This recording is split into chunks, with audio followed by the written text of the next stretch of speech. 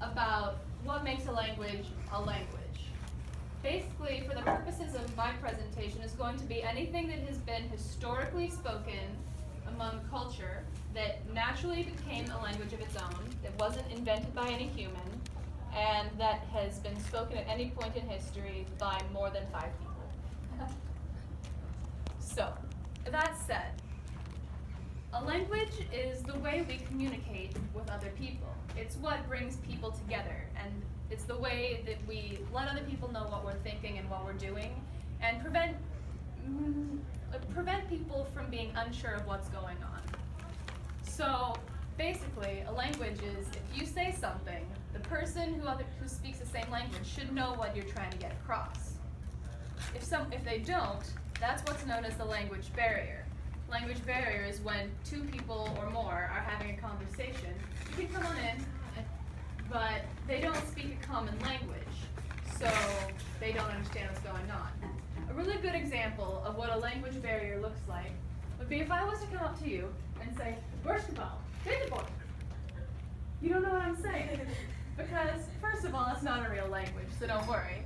But second of all, if it was, you don't speak it, so we wouldn't be able to have a conversation. That's the language barrier. Ta-da! Language barrier. It causes a lot of problems. Obviously, it makes communication really hard because you don't know what that person is saying. They don't know what you're saying and what is going on. Nobody knows what's going on. That's the nature of the language barrier. It's really good. The language barrier is really good at separating cultures. Because if you don't know what this other entire group of people is all about and what they're up to, and if they don't know what you're up to, usually, just because of human nature, the general consensus is, that's weird and I don't like it and they're scary and let's have a war. And that's dangerous, you people. That's real dangerous. Even if you have a language that you don't speak and they don't speak your language, but there's someone who speaks both of them and they're willing to translate, even that's not perfect. Because there are always going to be things that are what we call lost in translation. And that's when this phrase they use in this language and it makes sense over there, but if you take it to this other language over here, that really doesn't make sense. And I don't know what you're trying to tell me, man. So that's lost in translation, and it happens between any 2 languages. And really the only way to get over it is to learn that other language and now know what it means. And oh, I don't know why I didn't understand that earlier, but it makes sense now. And probably the biggest problem, in my opinion, that the language barrier can cause, backspace please, is dying and dead languages.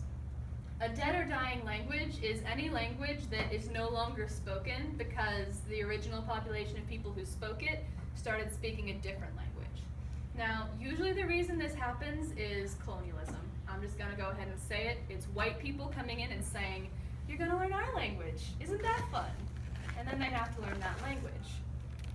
So it's a lot more complicated than that, really, but that's the gist of it. That's all you really need to understand. That, and that it leads to a huge loss of culture for the people who spoke the original language. Partially because, the colonialists are saying, also when you learn our language, you have to stop doing everything your way and start doing everything our way. But also partially because the culture of a people and their language are 2 deeply entwined things. You can tell a lot about the worldview of a culture and the way they work and the way they express themselves and communicate with each other by their language. If you learn another language, you learn about how they treat people who they see as their superiors and formality. And you learn about the way they go about saying things and how that reflects on their culture. You can learn a lot about a person just by knowing something about their language. And so if you take that language away from them, that entire part of their culture crumbles, and it takes down a lot of things with it. And it can be really devastating to an ethnic group or a civilization. So, how do we stop it from happening? We gotta break that language barrier, people. And the easiest thing that you guys can do to help breaking that barrier is to learn a language. you're not already learning one, then you can start. You can learn whatever language you want. It can be a foreign language from another country. It can be a domestic language that's maybe a minority language here in the United States. Native American languages are a pretty good example of those.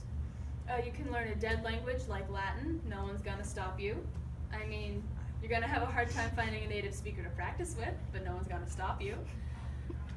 You can learn an endangered language, something that's not spoken very much, like Native American languages like Navajo or Nez Perce. I know they're still taught at a couple of colleges, and you're going to really help those people get their culture back. Or you can learn something really common, like I think the top 5 most spoken languages in the world are Mandarin Chinese, English, Spanish, Arabic, and French. Yes, thank you. So you can learn one of those, and that's fine. You're still helping break down that barrier of people who don't know what someone else is saying. If you want to take it a step further towards breaking down that language barrier, you can encourage other people to learn languages as well. You say, hey, I'm learning this language. Do you want to learn it with me and we can help each other? Getting a friend or a family member or anyone really to learn another language with you is one step closer to having less monolingual people and having a world that understands each other a little bit better. And if you really want to make a difference, especially here in America, you can advocate for or at least support better language education in schools, especially for the little kids who are better at learning languages just because their brain is still growing faster. There's a joke that my dad told me once, and that joke is there are 2 types of English speakers in this world. There are multilingual people who just happen to speak English as one of their languages, and there are Americans, meaning that Americans really don't usually speak a language other than English. Yeah, you have some, but in America overall, we don't care about language learning as much as they do in a lot of other countries. Partially because we're so big, we don't have to worry about encountering another country 5 miles away that speaks something different. But also mainly because English has become such a common language in the world that even if someone does have to travel, they're like, I'll just find an English speaker there. They're everywhere nowadays, right? And that can be harmful because that does contribute to language death. That's a bad thing, which we already talked about.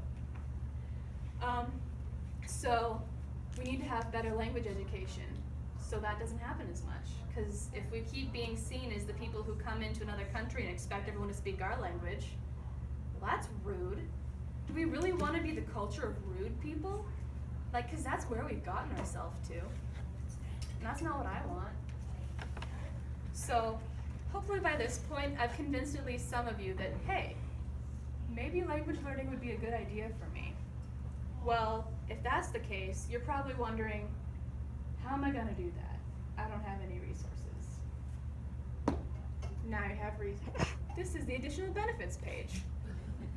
I'm sorry, I've done this so many times. I'm on autopilot. So a couple of other things about learning a foreign language are, obviously you get new opportunities. If you travel to another country that speaks another language that you speak, obviously that's going to be pretty fun. But even if you can't travel, there's still a lot you can do right here at home with a foreign language. There's a lot more media and books and music that you'll be able to experience just because, hey, this was never available to me because I never spoke the language, but now I speak the language and I can listen to this music and it's poppin'. Or I can watch this movie now because I don't speak that language, or at least I didn't used to, but now I did. And it makes so much more sense when I'm not paying attention to the subtitles. Things like that. It's also really good for your brain. Again, it strengthens the neural pathways that help you understand other things in your life. It increases your pattern recognition. It makes learning new things easier, just in general. It's all sorts of good for your mentality. So I would definitely say that's a pretty good motivator. If you get a friend to learn the same language as you, or you learn a language that your friend already speaks, you can now have secret conversations with them and no one else in the room will know what you're talking about. So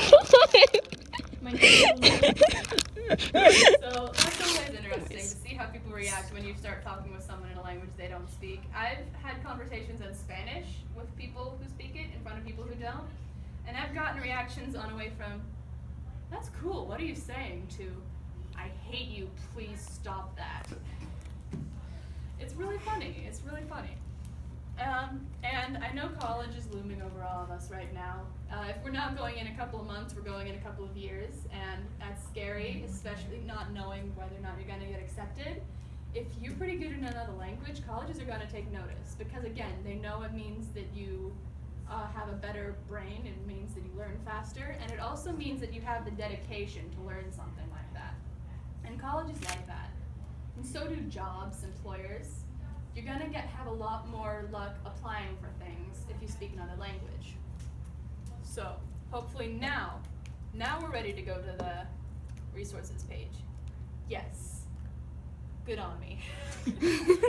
So, obviously different people learn better in different ways. One way that I would probably say is the most effective way to learn a foreign language is to find a language course with a live teacher in front of you who speaks the language. I know here at Boise High we have French, Spanish, German, and Latin available, but if you don't want to learn any of those languages, you can go to another local high school or a local college or a community ed course, and you'll find more options available to you. Because it's so much easier to learn a language if you have someone there to answer all of your questions whenever you have them. But if you can't, you can also buy a language book or find a website or an app to help you.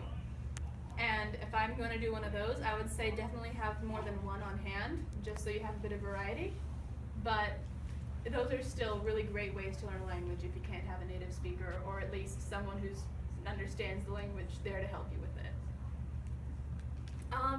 Some examples of things that I would definitely use are, my favorite language textbook that I've used is the Language in 10 Minutes a Day series by Bilingual Books.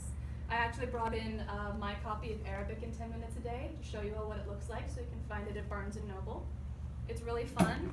It comes with stickers with vocabulary words to stick around your house, and it comes with flashcards, and it's really fun, and it teaches you everything from, here's the alphabet this language uses, okay, to, and here's the most complex grammar thing we can think of. It's pretty all-encompassing, and obviously if you're not so good at reading out of a textbook, it's going to be a little bit harder, but it's a really great way to start, and again, it comes with goodies, so there's never a downside to goodies.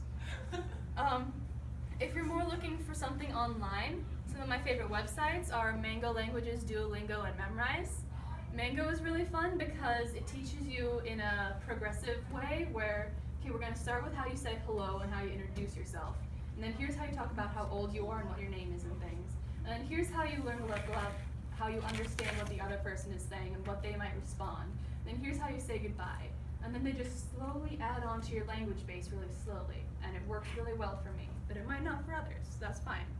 Another really good one is Duolingo, because the developers of this particular language website keep track of the data of where people as a group, not just like one person, but where people in general succeed and fail in their language learning courses.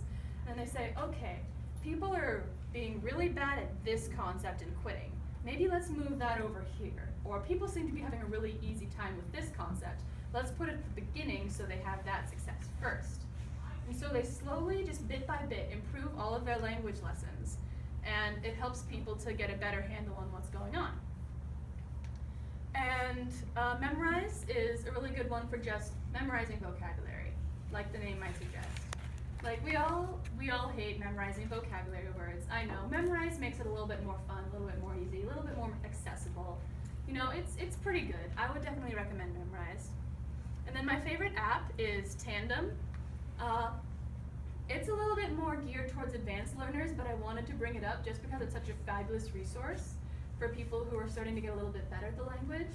The way it works is when you sign up, it asks you for the language that you, or languages that you natively speak, and the language or languages that you're currently trying to learn. And then it shows you a list of other people who are trying to learn your language and who speak the language you're trying to learn. And you can message that person and have a conversation. And you can share helping each other. And you can go either in their language or your language, and you help each other learn. And it's been a really great experience for me. There's almost no creepy people on there. I mean, every website's gonna have a few, but almost none. I think the worst I had was some guy tried to convert me to Islam. He gave up, but that was the worst experience that I've had there. So I would definitely recommend that once you get a little bit further into your journey. And if you are looking for a few more resources, I do have down here little handouts with lists of some of my favorite and the most highly recommended I've heard of language books, apps, and websites. And also, if you're interested, I have a Google Drive folder full of hundreds of PDFs of language learning workbooks and other types of books that if you put your name down or your email address down here on this pad with pencil that's hidden under here somewhere, I'll get that out in a minute. If you put your name down there, I will email you that Google Drive folder and you can use whichever ones you want. There's the pencil. Yeah. Dang it. I keep doing that. Anyway, though, so that's all I have to say. I've said my piece. Does anyone have a question? Do you know? Yeah? How many languages can you speak? I'm currently, obviously I'm fluent in English, and I would say I'm pretty close to fluent in Spanish. And like I said, I'm learning in Arabic. I'm still definitely a beginner. I can't say very more than like 5 words on a good day. But, you know, language learning is a process, so I'm sure I'll get there one day. Yes? Do you know what all of these languages are? Yes, I have the list on my phone. I know that one's Korean, Greek, Hebrew, Hindi, Georgian. One of those, either Ndewo or Zdravo, is Zulu, but I don't remember which one. Over there we have Thai. This one's Arabic. I know that one. Mandarin Chinese. I don't remember the rest offhand, but I have a list on my phone if you want to know every single one of them. Wikipedia has everything.